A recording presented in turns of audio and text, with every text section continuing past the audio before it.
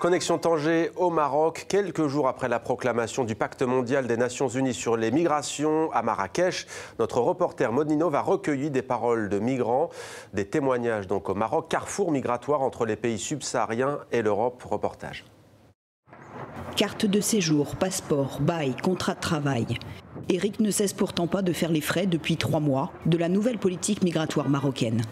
Je suis rentré du boulot un après-midi. Les premiers à m'approcher, c'était des messieurs en civil qui me demandaient ma carte. Et j'ai sorti ma carte, je l'ai donnée. Et il n'a pas voulu regarder même à quoi ressemblait la carte. Donc du coup, il m'a tiré par le bras, il me demandait de venir avec eux. J'ai dit, vous avez qu'à contrôler ma carte et après vous me dites si je dois vous suivre ou pas. Donc sinon, je me retrouvais en train d'aller à Tiznit. Et ça, c'est inquiétant. Donc maintenant, je dors avec ma carte de séjour, je fais tout avec. Même si je vais aux toilettes, de peur qu'on me surprenne. Tiznit, à 900 km plus au sud. Là que des milliers de subsahariens ont été déplacés de force pour les éloigner des villes frontalières du nord. À Tanger, pourtant, l'horizon des migrants n'est pas forcément espagnol. Jusqu'au nord, à Tanger, je me suis installé là-bas. Et il y a 10 ans de cela. Badi y a fait sa vie.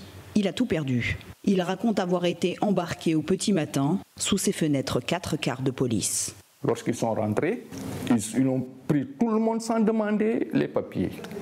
Et j'ai compris que leur problème, ce n'est pas d'avoir un papier. On leur a donné un quota, que chaque bus, par exemple, que chaque car, il doit contenir 13 personnes, parce que je les entendais compter 13, oui, vous avez 13. Et pour beaucoup, une certitude.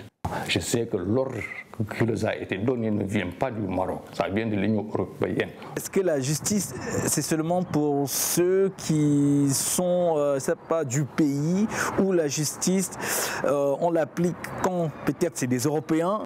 L'Europe impose-t-elle ce grand nettoyage? Car le Maroc est en plein paradoxe.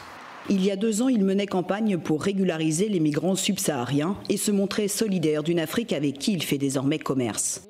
Mais aujourd'hui, et sans réaction officielle des pays africains, le Maroc déplace, expulserait avec violence des migrants avec ou sans papier. On prône l'intégration, mais d'un autre côté, tout ce qui est sécurité des frontières a été renforcé. Pour le cas spécifique là, c'est l'ensemble qui est un peu du coup alarmant. C'est déjà cette espèce de maintien en rétention, alors que le Maroc a toujours dit qu'ils étaient complètement contre. Nouveau refus du Maroc en octobre, pas de centre de rétention sur son sol. Mais l'Union européenne maintient la demande et annonçait au même moment une aide au pays de 100 millions d'euros. Le Maroc pris en étau et le voisin espagnol dénoncé jusqu'à l'ONU. C'est l'affaire Maleno, journaliste et chercheuse à Tanger.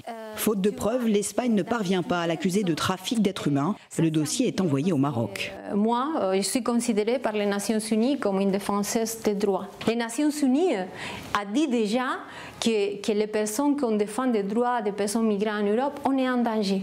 On est en danger, on est persécuté. Il y a plus de 45 cas dans toute l'Europe. Et au Parlement espagnol, un député a demandé des comptes sur cette pratique. Le ministre de l'Intérieur répond alors ne pas avoir connaissance du dossier. No hemos mentido.